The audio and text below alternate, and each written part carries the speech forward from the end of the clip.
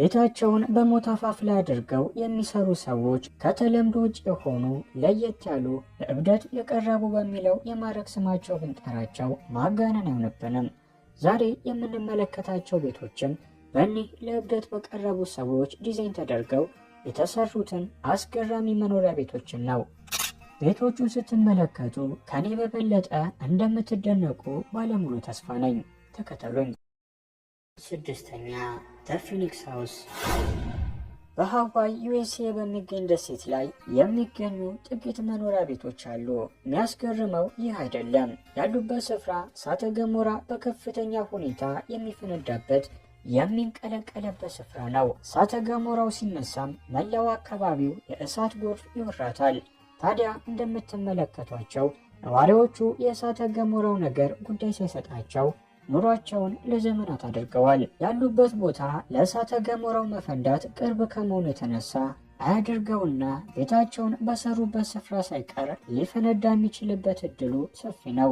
ይህን ውሳኔም በሕይወት ከመፍረድ ውጭ ምንም ነገር ሊገልጽ አይችልም።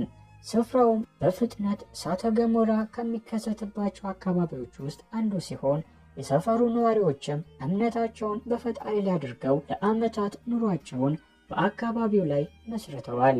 አምስተኛ ሱሳይድ ሆምስ። እኒህ የምትመለከቷቸው መኖሪያ ቤቶች መገኛቸውን በቦሊቪያ ያደረጉ ሲሆን ሕይወት በቃኝ ያሉ የሚመስሉ ነዋሪዎችን ያዘሉ ቤቶች ናቸው። ቤቶቹ ተሬን በተሰኘው ተራራ አፋፍ ላይ ይገኛሉ። ብዙዎችም ሱሳይድ ሆምስ ሲሉ ይጠሯቸዋል። እኒህ ቤቶች የቆይታ ጊዜያቸው ገደሉ እስከሚናድበት ባሉ ጊዜያት ልክ ነው። አያድርገውና ገደሉ ቢናድ ወይም ቢደረመስ የምታያቸው ቤቶች ወደ ታች 200 ጫማ ርዝማኔ ወዳለው ገደል ያለምንም አጋዥነት ይወድቃሉ። በዚህም የመሬት መንቀጥቀጥ፣ ጎርፍ፣ አውሎ ነፋስ እንዲሁም ሌሎች የተፈጥሮ አደጋዎች ቢከሰቱ ያለምንም ጥርጥር የቤቶቹ መጨረሻ እጅግ የከፋ ይሆናል። ነዋሪዎቹም ከልክ በላይ ባለው ድፍረታቸውና ባላቸው እምነት ምንም እንደማይፈጠር በማመን ኑሯቸውን እንደ ማንኛውም ሰው እየኖሩ ይገኛሉ። አራተኛ ኮርዋይ ትራይብስ ሃውስ።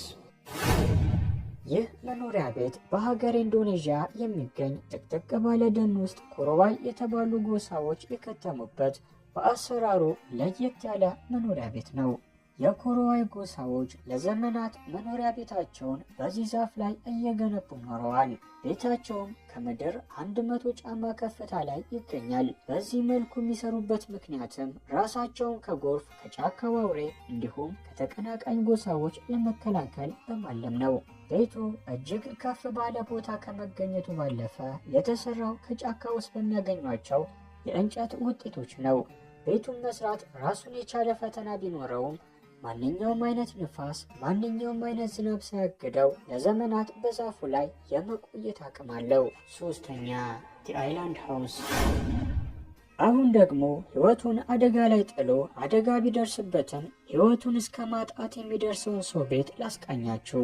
በአይስላንድ ከሚገኙ ደሴቶች ውስጥ የምትመለከቱት ደሴት አንዱ ነው። ታዲያ ምን ያስገርማል? ሌሎች ደሴት ላይ ለብቻቸው የሚኖሩ ሰዎች አሉ እንደምትሉኝ ባለሙሉ ተስፋ ነኝ። ነገር ግን ይህ ደሴት እንደ ሌሎቹ ደሴት ለመኖር የማይመከር ደሴት ነው። በደሴቱ ላይም እጅግ ከባድ አውሎ ነፋስና እሳተ ገሞራ በተደጋጋሚ ይነሱበታል። ታዲያ እኒህ ለመኖር አዳጋች የሆኑ የተፈጥሮ አደጋዎች ቤቷን ለከፋ ጉዳት ሳያጋልጧት ዛሬ ላይ ደርሳለች። የዚህ ቤት ባለቤትም በሕይወታቸው ፈርደው ኑሯቸውን ከሚገፉ ከደፋር ሰዎች ተርታ ስሙ ሰፍሯል። ሁለተኛ ድሪና ሪቨር ሃውስ። የምትመለከቷት ቤት በሰርቢያ በድሪና ወንዝ መሃል የምትገኝ ድንጋይ ላይ ሰፍራለች።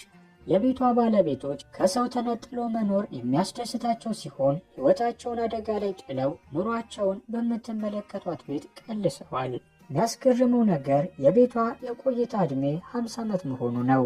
በጊዜ ሂደትም እየታደሰች የተለያዩ ዲዛይኖች እየታከሉባት አሁን ላይ ደርሳለች። የቤቱ ባለቤትም በክረምት ወቅት ዝናብ በከባዱ ሲዘንብ በሚያስነሳው የውሃ ሙሌት በተደጋጋሚ ቤቷ እንደምትፈተን እንዲሁም ውሃ ወደ ቤቱ ውስጥ እንደሚገባ ተናግሯል። ቤቷ የተገነባቸውም በጓደኞች ትብብር ሲሆን እንደ መጀመሪያ ጊዜ ሲሰሯት ዕቃቸውን ለማስቀመጫ እንደ ስቶር አስበዋት ነበር። በጊዜ ሂደትም ሰዎች የኖሩባት ዓመታትን ተሻግራለች።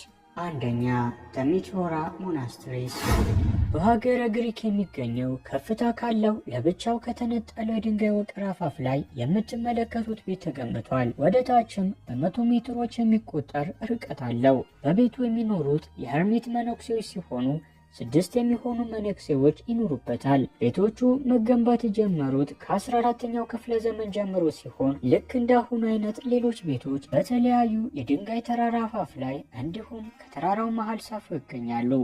ገዳማቶቹ የተሰሩት በአርክቴክት ሳይሆን ኑሯቸውን በቦታው በመሰረቱት መነኩሴዎች ነበር። ስፍራውም ከፈጣሪያቸው ጋር በጸሎት የሚገናኙበት እንዲሁም ኑሯቸውን የመሰረቱበት ቤት ሆነው በትውልድ ወደ ትውልድ በመተላለፍ ላይ ነው። ለዛሬ ያዘጋጀውላችሁ ቪዲዮዎች ይህን ይመስሉ ነበር። በቀጣይ በአሪፍ ቪዲዮ እስከምመለስ ቸር ቆዩልኝ ስል ተሰናበትኳችሁ።